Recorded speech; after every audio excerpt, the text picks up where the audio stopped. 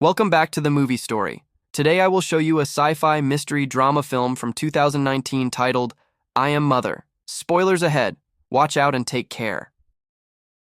In a repopulation facility, one day after the event that caused humanity's extinction, there are 63,000 embryos and no human occupants yet. The mother robot, whose main mission is to raise the new human population, is getting ready to raise the first human being after the event. She opens the canisters containing the embryos, takes out the first one, and places it in a gestation chamber. The embryo will gestate into a baby in just 24 hours within the artificial womb. Mother waits patiently as bombs are heard outside of the facility. Once the fetus has developed into a baby, mother can begin raising the child into a human. The next sequence of the film shows the full developmental stage of the child. Baby is seen taking its first steps, laughing and crying, running around and playing, all under the watchful eye of mother. Baby turns little girl in no time and can be seen making origami animals with mother, dancing ballet, and putting stickers on the robot. One day, the child asks mother why there aren't any more children there, and mother takes her to the embryo room to show her the rest of her siblings. 13867. Days after the event, the repopulation facility now has one occupant. Daughter is already a teenager. She wakes and watches some videos on her tablet while having breakfast. Mother comes in and her hand starts to glitch, so daughter insists to take a look at it. Daughter fixes mother's glitching hand without a problem. Later, daughter gets a little carried away in her ballet practice and is late for her ethics class with mother. The robot asks her to solve a difficult hypothetical situation, but the girl is distracted by her thoughts. When she eventually has a discussion with mother on the subject, it becomes apparent that mother's main focus in her education is the concept of humanity and survival. Mother is worried about the way she answers this particular question, because daughter has an important exam coming up soon that would reveal the efficacy of her upbringing. That night, daughter has some difficulty sleeping, so she watches some videos until there is a power outage in the facility. She goes looking for mother, but soon realizes that she's out of power too. Then, daughter finds a broken power line and hears a mouse running around. She sets a trap and manages to fix the problem with the power. While she waits for the power to fully come back, daughter catches the mouse. As soon as the power comes on, so does mother. She finds daughter, and the girl shows her the mouse. The little critter worries mother because it might mean that there is a breach in the airlock of the facility. That would mean the contagion from the air outside might leak inside, and the mouse might be a carrier too. Despite daughter's protest, mother incinerates the mouse, explaining how dangerous contamination of the facility might be, not just to her, but the embryos as well. Mother also decontaminates the airlock and quarantines the area. A few days later, they celebrate daughter's birthday, and mother gives her a gift. During daughter's birthday dinner, she asks mother if there is a possibility that she is wrong about the habitability of the planet.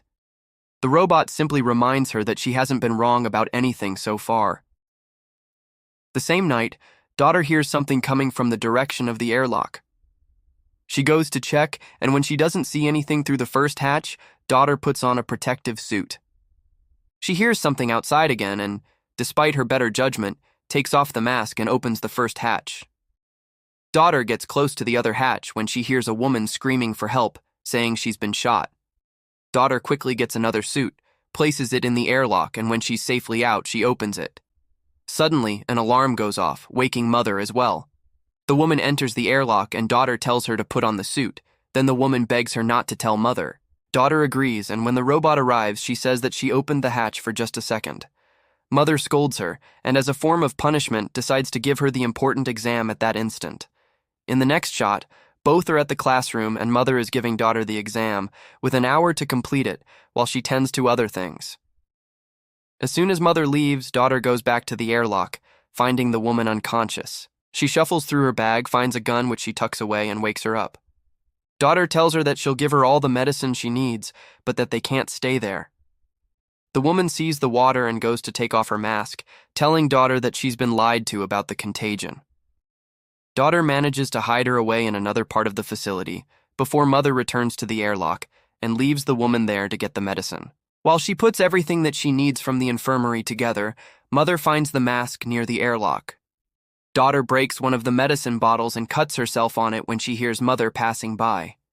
The woman takes out the rest of the suit and sees mother burning the mask in the incinerator, freaking out and searching for her gun. When daughter comes back, the woman sneaks up on her and asks for her gun, telling her about the droid she saw. Daughter says that it's mother, but the woman tells her that droids like her mother were the ones to hurt her. Meanwhile, mother notices that daughter isn't taking her exam and comes looking for her. The woman hears her coming, grabs the gun, and when daughter screams for the robot, she grabs her too. Mother sprints toward them, and as soon as she enters the room, the woman shoots her. Before she can do any serious damage, however, mother gets to her and incapacitates her instantly. Daughter begs her not to kill the woman and tells her that she needs their help because she's hurt. Mother doesn't have a problem helping the woman, but she does have a problem with daughter lying to her. They take her to the infirmary, but mother makes daughter wait outside. Because daughter can't hear anything from the infirmary, mother is free to interrogate the woman freely while she treats her. The woman refuses the penicillin for her wound, as mother keeps conversing. She says the contagion story was a necessary lie to guard daughter against certain things. Mother tells the woman that her primary objective is to take care of humanity, but if she refuses treatment for her wound, mother can't do anything to make her take it. She leaves the infirmary with daughter running after her and asking about their conversation. Mother puts the gun away and explains her version of the story about the droids. She tells daughter why she needed to lie to her to protect her from the dangers outside of the facility. Furthermore, she says that the parameters that govern her are different than those of the droids outside. Daughter has a hard time processing the new information, but still believes mother, who tells her that if the woman would have shot her a few millimeters further, she would have destroyed her CPU. As mother tends to daughter's hand wound, she asks her if the woman mentioned any other survivors which they can help as well with her cooperation. Daughter thinks that the woman might listen to her more than she would mother. Later, she goes through her bag, and among a bunch of trinkets, she finds a book with portraits drawn in it. Daughter flips through the portrait book and finds one particularly interesting. She goes to the infirmary to talk to the woman and asks her about the people. The woman's suspicion of mother can be felt in her conversation with daughter, too, thinking that it told her to go through her stuff and question her. She's not wrong. Mother did manipulate the girl into doing that, actually. Daughter was just curious about the woman to be susceptible to that manipulation. Daughter stands her ground defending mother when the woman tells her about all the horrible things that the droids have done. After the talk with the woman, daughter finds mother repairing herself. She apologizes to her for letting the woman in without thinking of the consequences. As always, mother is full of understanding and allows her to ask all the questions about the similarities between her and the other droids. Daughter's questions feel like jabs, but mother still dodges all of them and manages to learn a few things from daughter in return. Lastly, daughter tells mother that the woman is getting worse. They both go to see her, and mother tells the woman that she waited too long to take the penicillin, so now she would need to get surgery, or otherwise her infection will get worse. The woman refuses to let mother touch her, and daughter volunteers to perform the surgery instead. Next, daughter can be seen checking the wound and telling mother where the bullet is lodged in the woman's body. She thinks that the best way to pull the bullet out would be to drill in it and take it out that way. However, the woman refuses anesthesia, which would make it insanely painful for her. She can barely even make it through daughter cleaning her wound. The woman turns her head as daughter goes in with the drill subsequently, calmly performing the procedure and taking out the bullet.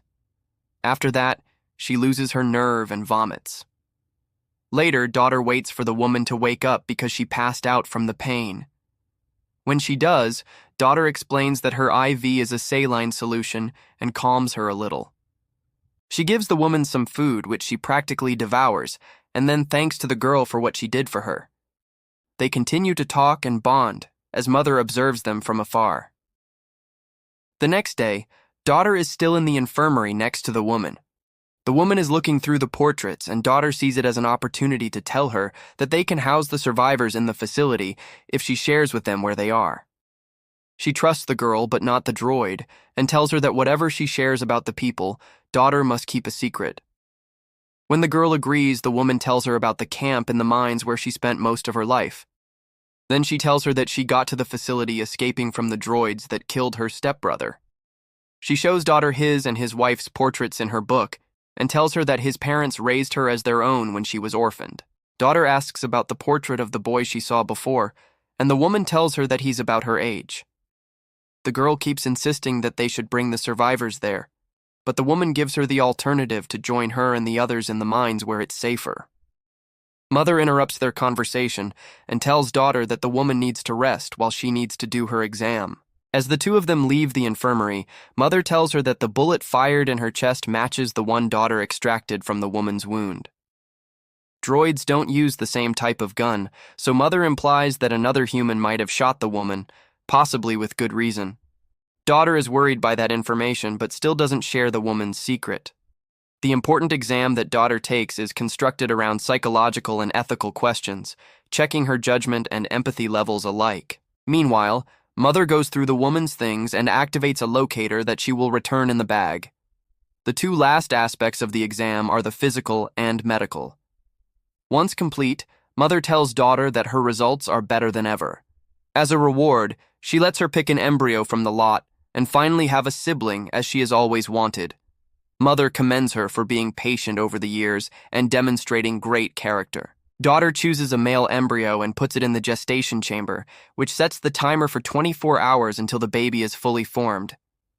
Mother and daughter have a nice moment together. The woman makes a weapon when daughter comes to the infirmary to confront her. The woman instantly makes her doubt Mother's story about the bullet, convincing her to check for herself. So, later that night, daughter takes Mother's broken hand and uses it to open the cabinets where the bullets are kept. Making the side-by-side comparison, daughter notices that the bullets are of completely different size and that Mother lied to her. While still in the storage room, she finds a drawer with no label on it.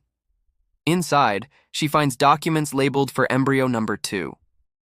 Daughter checks the embryo containers and realizes that she wasn't the first, but the third child that came out of that lot. The documents state that the subject was a failure, but the child in the photo looks like daughter when she was younger. Daughter also checks the incinerator for human remains and finds a human jawbone between the ash. The document has the subject as aborted. All of this information breaks daughter's world apart, and she goes to talk to the woman again, admitting that she was right about everything. The woman tells daughter that everything she feels is natural and human, unlike Mother who feels nothing for her because she can't. That prompts daughter to ask how long it would take them to get to the mines, for she has made up her mind that she will go with her there. However, the girl wants to wait for her brother to gestate fully so she can take him as well. She's not afraid only about leaving him with Mother, but the others as well. The woman tells her that they can leave and get help from the people of the mines, though daughter is adamant about taking her brother with her. They will wait for him, then come back for the others later. The next day, daughter packs the supplies for their journey when Mother catches her doing it. She lies to her that she's taking the stuff to spend some time with her brother, so Mother takes her to the kitchen to show her how to mix his formula. Daughter gets anxious standing next to Mother, who comforts her by saying that she will make a great sister. Then, she exits the kitchen and locks daughter in because she knows what she's planning. Mother goes to the infirmary to confront the woman while daughter tries to get herself out of the kitchen.